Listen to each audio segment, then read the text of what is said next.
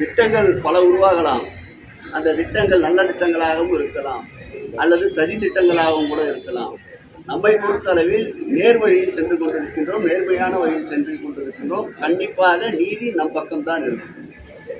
முருகன் மாநாடும் ஏற்பாடு நடந்துகிட்டு இருக்கு. அதான் நான் என்ன பதிவு பண்ணிட்டேன், நிறைய இன்றைய பதிவு பண்ணுறேன். எனக்கு பண்ணி கவலை இல்லை, பயமே இல்லை.